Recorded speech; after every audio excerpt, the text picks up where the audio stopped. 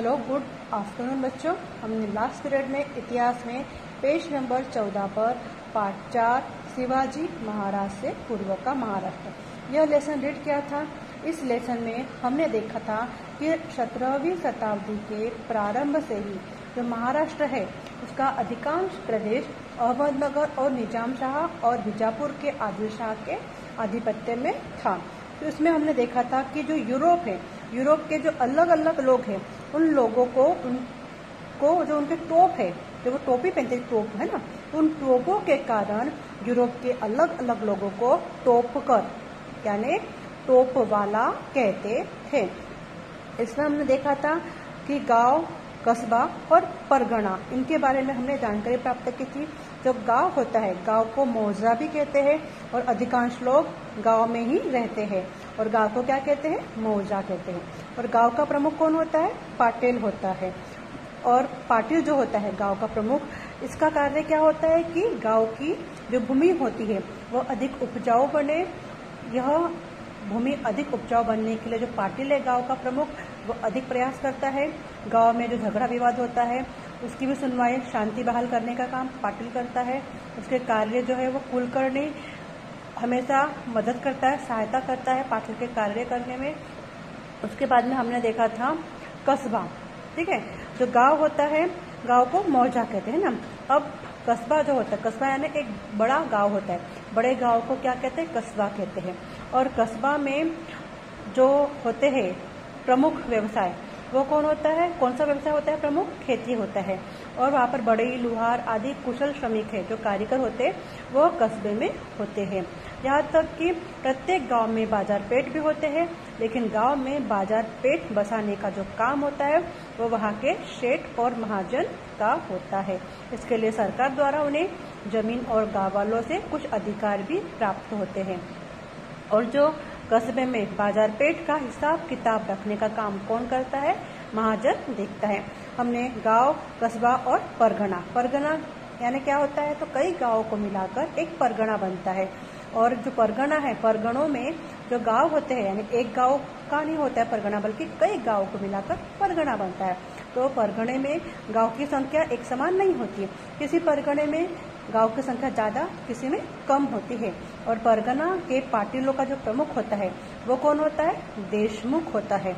और परगना के सभी कुलकर्णी होते हैं, कुलकर्णियों का जो प्रमुख होता है वो कौन होता है, देशपांडे होता है। परगना के गांव पर कभी अगर कोई संकट आता है या अकाल जैसी स्थिति निर्माण हो जाती है तो प्रजा की मांगों को सरकार के सामने रखने का काम ये वतनदार या माफीदार जो अधिकारी है वह करते हैं। और कभी कभी ये अधिकारी अपने अधिकारों का दुरुपयोग भी करते हैं। तो कभी वे प्रजा से अधिक पैसा वसूल करे तो कभी प्रजा से इकट्ठा की गई राशि जो होती धन, उसको सरकार के पास जमा करने में भी देरी करते हैं। तो ऐसी स्थिति में क्या हो जाता है, जो वहाँ की जनता है, प्रजा है, वो त्रस्त, परेशान हो जाती है। आज हम पेज नंबर 15 पर अकाल का संकट यह पढ़ने वाले हैं। वर्षा के जल पर खेती निर्भर होती है। हमने देखा कि खेती यह प्रमुख व्यवसाय है ना। तो वर्षा अगर होंगी अच्छी तरह से तो वर्षा के जल पर ही जो खेती है वो निर्भर होती थी। तो यदि वर्षा न हो तो खेत में फसल नहीं आती थी। पहले तो वही होता था ना, फलतः अनाज के दाम भी बढ़ जाते थे। जिस साल अगर फसल कम हुई, किस वजह से, बारिश की वजह से, है ना, वर्षा की वजह से, तो उसकी वजह से बारिश कम होंगी, फसल कम होंगे तो अनाज के दाम भी बढ़ जाते थे। लोगों को अनाज मिलना भी दूभर हो जाता था। यहाँ तक कि पशुओं को चारा भी नहीं मिलता था। पानी की प्रखर कमी निर्माण हो जाती, पानी की बहुत कमी निर्माण हो जाती थी। लोगों के लिए गांव में रहना भी असह्य हो जाता था, बिना पानी के, बिना खाने पीने के, है ना। तो लोग क्या करते थे, गांव छोड़कर चले जाते थे। वे दर दर भटकने के लिए विवश मजबूर हो जाते थे। प्रजा के लिए अकाल बहुत ही बड़ा क्या हो गया था, संकट बन गया था। जनता के लिए अकाल, है ना, क्योंकि बारिश की कमी की वजह से सब प्रॉब्लम हो रही थी, वर्षा की वजह से, है ना। तो ऐसा ही भयानक अकाल महाराष्ट्र में भी पड़ा था। कहाँ पड़ा था, महाराष्ट्र में। कब, इसका वर्णन यो मिलता है कि यह अकाल ईस्वी सन 1630 में पड़ा था। महाराष्ट्र में यह अकाल कब पड़ा था, ईस्वी सन 1630 में पड़ा था। और इस अकाल ने लोगों में हाहाकार मचा दिया था। अनाज की भयंकर कमी उत्पन्न हुई थी उस वक्त। रोटी के टुकड़े के लिए भी लोग खुद को बेचने के लिए तैयार हुए, लेकिन खरीदने वाला कोई नहीं था, क्योंकि सभी पर वो आपत्ति आ गई थी, संकट आ गया था। इसीलिए परिवार उजड़ गए थे, ढोर डंगर मर गए थे, क्योंकि लोगों को ही नहीं मिल रहा खाने को, तो पशु पक्षियों को कहाँ से मिलेगा। खेती भी नष्ट हो गई थी बिना पानी के, उद्योग धंधे चौपट हो गए थे, लेन देन रुक गया था, लोग देश निकाला हो गए, यानी उनके लिए कुछ बचा ही नहीं। जनजीवन अस्त व्यस्त हो गया था, उसे पटरी पर लाना बहुत ही बड़ी चुनौती बन गया था। कब? ईस्वी सन 1630 में, जब महाराष्ट्र में अकाल जैसी भयानक स्थिति निर्माण हुई तब। ठीक है, अब हम पढ़ेंगे वारकरी पंथ का कार्य। जो वारकरी पंथ थे उनके कार्य क्या थे, उसके बारे में अब हम जानकारी प्राप्त करेंगे। वारकरी पंथ का कार्य। समाज पर अंधविश्वास और कर्मकांड का बड़ा प्रभाव था। लोग भाग्यवाद के अधीन हो गए थे, भाग्य पर डिपेंड हो गए थे कि भाग्य में जो लिखा है वो होगा, ऐसा अभी भी कुछ लोग कहते ही है ना। उनकी प्रयत्नशीलता कम हो गई थी। लोग यही सोचते थे कि मेरे भाग्य में जो लिखा है वो मुझे मिलेगा। इसके लिए लोग खुद प्रयत्न नहीं करते किसी चीज को पाने का, बस वो भाग्य पर छोड़ देते, और ये सब बातें गलत है ना। अभी भी कुछ लोग ऐसा ही करते हैं। तो उनकी जो प्रयत्नशीलता थी वो कम हो गई थी, जनता की हालत बहुत ही खस्ता हो गई थी। ऐसी स्थिति में समाज में चेतना निर्माण का जो काम होता है, महाराष्ट्र के वारकरी पंथ ने किया, ताकि लोगों में यह चेतना, यह उनमें बात डालनी थी उनके मन में, दिलो दिमाग में, कि भाग्य पर कुछ नहीं होता है, भाग्य पर हम हर बात को छोड़ नहीं सकते। जब तक मनुष्य खुद प्रयत्न नहीं करेगा तो अपना भाग्य हम सुधार नहीं सकते। अपने भाग्य जो बोलते हैं हम, वो सब हमारे हाथ में ही होता है, हमारे काम पर, हमारे कार्य पर ही वो सब डिपेंड होता है। तो महाराष्ट्र में वारकरी पंथ ने समाज में चेतना निर्माण करने का कार्य किसने किया? महाराष्ट्र के वारकरी पंथ ने किया। अब महाराष्ट्र में कौन थे? संत नामदेव, संत ज्ञानेश्वर ने यह संत परंपरा प्रारंभ हुई, और समाज के विभिन्न वर्गों से आए हुए संतों ने इस परंपरा को आगे बढ़ाया। इस संत परंपरा में समाज के सभी वर्गों के लोगों का समावेश था। उस जो वारकरी पंथ था उसमें समाज के सभी समाज के लोग उसमें शामिल हो गए थे। जैसे संत चोखा मेला, संत गोरबा, देखो यहाँ पे अंडरलाइन करना है कौन कौन शामिल हुए थे। तो संत चोखा मेला, संत गोरबा, संत सावता, संत नरहरी, संत सेना, संत शेख मोहम्मद आदि, ये सभी संत थे जो इसमें जिनका समावेश हो गया था।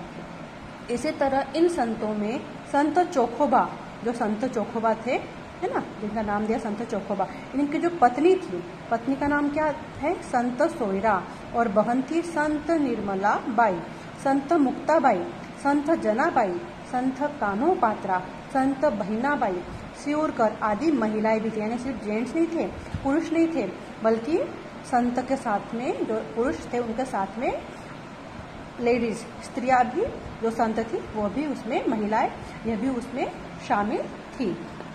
इस आंदोलन का केंद्र कौन था? पंढरपुर। इस आंदोलन का केंद्र कहाँ से शुरुआत हुई थी? इसकी पंढरपुर से शुरुआत हुई थी। इन संतों के देवता कौन है? श्री विठ्ठल। कौन है?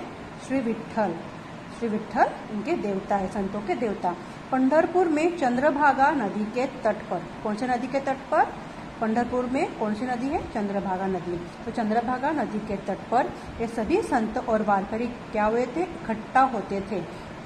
भक्ति सागर में सरोबार हो जाते थे। उनके भक्ति सागर में वो सभी लोग एकजुट हो जाते थे। वहाँ पर क्या होता था? पंढरपुर में चंद्रभागा नदी के तट पर जो श्री विठ्ठल है उनके भजन, कीर्तन और सहभोज के माध्यम से समता का प्रसार होता था। समता का प्रसार किन माध्यमों से होता था? तो भजन, कीर्तन और सहभोज के माध्यम से समता का प्रसार होता था। अब इतिहास के पेज नंबर 16, संत नामदेव। वारकरी संप्रदाय में सर्वश्रेष्ठ संत माने जाते हैं। देखो संत नामदेव जी का आपको पिक्चर भी दिख रहा है, या चित्र दिख रहा है ना, ये संत नामदेव है। तो ये वारकरी संप्रदाय में सबसे सर्वश्रेष्ठ संत माने जाते हैं। और ये जो है संत नामदेव, ये कुशल संगठक और उत्तम कीर्तनकार भी है। कीर्तन के माध्यम से इन्होंने सभी जाति के वर्गों को, चाहे वो स्त्री हो या पुरुष हो, उनको एकत्रित करके उनमें समता की भावना जागृत की। इन्होंने संत नामदेव ने उन्होंने कहा, नाचो कीर्तनाचे रंग, ज्ञान दीप लाऊ जगी। ये उनका वाक्य है। सागर में ज्ञान और भक्ति का दीप जलाने की उनकी यह क्या थी? प्रतिज्ञा थी। ये संसार में क्या करेंगे? वो ज्ञान और भक्ति का दीप जलाएंगे। ये उनकी क्या थी? प्रतिज्ञा थी। संत नामदेव की कौन सी प्रतिज्ञा थी? तो संसार में ज्ञान और भक्ति का दीप जलाने की प्रतिज्ञा थी। उनके अभंग, जो वो शब्द, उनको अभंग कहते हैं, वो रचनाएं उनकी प्रसिद्ध थी। उनकी सीख का प्रभाव उनके अनेक संतों और सामान्य जन पर भी पड़ा। संत नामदेव अपने विचारों का प्रयास करते हुए पंजाब गए और उनके लिखे जो पद थे गुरु ग्रंथ साहिब ग्रंथ में समाविष्ट हो गए। उन्होंने भागवत धर्म का संदेश गांव-गांव में प्रचारित करने का भी कार्य किया। यहाँ तक कि उन्होंने पंढरपुर में श्री विठ्ठल के महाद्वार के सम्मुख संत चोखा मेला की समाधि का भी निर्माण करवाया और उनका यह कार्य अविस्मरणीय था। कौन सा कार्य अविस्मरणीय था? कि पंढरपुर में श्री विठ्ठल के जो महाद्वार था उसके सम्मुख संत चोखा मेला की समाधि का निर्माण करवाया। यह काम इनका संत नामदेव का अविस्मरणीय कार्य है। ठीक है, अब हमने पढ़ा संत नामदेव के बारे में। अब हम पढ़ेंगे संत ज्ञानेश्वर के बारे में। संत ज्ञानेश्वर, देखो पिक्चर दिख रहा है संत ज्ञानेश्वर जी का। जैसे हमने संत नामदेव का पिक्चर देखा वैसे ही हमें हमारे बुक में संत ज्ञानेश्वर का भी चित्र दिया है। संत ज्ञानेश्वर ये जो है वारकरी संप्रदाय के प्रख्यात है ना, विख्यात संत थे। उन्होंने संस्कृत ग्रंथ में भगवद गीता का मराठी में टीका ग्रंथ भी लिखा और इसी ग्रंथ को क्या कहते हैं? ज्ञानेश्वरी। ज्ञानेश्वरी मराठी में कहते हैं, हिंदी में ज्ञानेश्वरी कहते हैं। तो जो उन्होंने भगवद गीता है, संस्कृत ग्रंथ जो भगवद गीता है उसका मराठी में टीका ग्रंथ लिखा। भगवद गीता का मराठी में टीका ग्रंथ लिखा। इस ग्रंथ को क्या नाम दिया? ज्ञानेश्वरी। इसको ज्ञानेश्वरी भी कहते हैं। इसे भावार्थ दीपिका भी कहते हैं। ज्ञानेश्वरी को भावार्थ दीपिका भी कहते हैं। साथ ही उन्होंने अमृतानुभव, कौन सा ग्रंथ? अमृतानुभव। ठीक है, ये ग्रंथ की भी रचना की। उन्होंने अपने ग्रंथों और अभंगों द्वारा भक्ति मार्ग का भी महत्व लोगों को बताया। उन्होंने ऐसा आचरण धर्म बनाया जो आचरण सामान्य जन कर सकते हैं। वारकरी संप्रदाय को धर्म की प्रतिष्ठा प्राप्त करा दी। उनका जीवन अत्यंत प्रतिकूल परिस्थिति में बीता, लेकिन उन्होंने अपने मन का संतुलन नहीं खोया और कटुता भी नहीं रखी। ज्ञानेश्वरी में जो लिखित पसायदान है, ये बहुत फेमस है। कुछ लोगों ने इसको सुना भी होगा और गाया भी होगा और कुछ लोग बोलते भी होंगे। स्कूल छूटने के बाद में भी बहुत से बच्चे, बहुत से स्कूलों में यह पसायदान गाया जाता है ना, बहुत से जगहों पर गाया जाता है। आप लोगों ने सुना भी होगा, है ना। तो ज्ञानेश्वरी में लिखित जो पसायदान है वो उदात्त संस्कार करता है। उसमें जो लिखे हुए शब्द है वो अगर आप अच्छे से पढ़ो तो आपके जीवन में बहुत से बातें आपको सीखने को मिलेंगी। संत ज्ञानेश्वर के भाई संत निवृत्तिनाथ, संत ज्ञानेश्वर के भाई का नाम क्या दिया है? संत निवृत्तिनाथ और संत सोपानदेव, और उनकी बहन थी मुक्ताई। संत ज्ञानेश्वर के दो भाई निवृत्तिनाथ और सोपानदेव, उनकी बहन कौन थी? मुक्ताबाई। उनकी भी काव्य रचनाएं प्रसिद्ध है। हमने पढ़ा संत नामदेव जी के बारे में, संत ज्ञानेश्वर जी के बारे में। अब पढ़ेंगे संत एकनाथ जी के बारे में। देखो पिक्चर दिख रहा है संत एकनाथ जी का। महाराष्ट्र में चले जो भक्ति आंदोलन है इसके ये महान संत थे। महाराष्ट्र में जो भक्ति आंदोलन चला, इस भक्ति आंदोलन के महान संत कौन थे? संत एकनाथ। उनका साहित्य विपुल और विविध प्रकार का है। इस साहित्य में अभंग है, गोलनी है, भारुड है आदि का समावेश है। उन्होंने भागवत धर्म को सरल और विस्तार में रचा और समझाया भी। राम कथा के माध्यम से भावार्थ रामायण में लोक जीवन को चित्रित किया। उन्होंने संस्कृत ग्रंथ भागवत में उल्लिखित जो भक्ति है उसका अर्थ भी उन्होंने, जिनको संस्कृत नहीं समझ में आती है उन्होंने उस संस्कृत शब्द का जो भक्ति है उसका अर्थ उन्होंने मराठी में भी स्पष्ट किया। उनके अभंगों में अपनापन का भाव पाया जाता है। किनके अभंगों में? संत एकनाथ जी के अभंगों में। परमार्थ अथवा ईश्वर प्राप्ति के लिए, परमार्थ अथवा ईश्वर प्राप्ति के लिए घर गृहस्थी त्यागने की आवश्यकता नहीं, बल्कि उसे उन्होंने स्वयं के आचरण द्वारा सिद्ध करके दिखाया। वे सच्चे अर्थ में कौन थे? लोक शिक्षक थे। कौन लोक शिक्षक थे? संत एकनाथ। उनका मानना था कि अपनी मराठी भाषा किसी भी भाषा की तुलना में कम श्रेष्ठ नहीं है। संस्कृत, देखो लिखा उन्होंने, संस्कृत वाणी देवे केली तरी प्राकृत काय चोरापासूनी झाली। इन शब्दों में उन्होंने संस्कृत पंडितों को फटकारा भी। उन्होंने अन्य धर्मों का तिरस्कार करने वालों की कड़े शब्दों में आलोचना की। ठीक है, हमने ये पढ़ा संत एकनाथ जी के बारे में। अब हम नेक्स्ट पीरियड में आगे का पढ़ेंगे।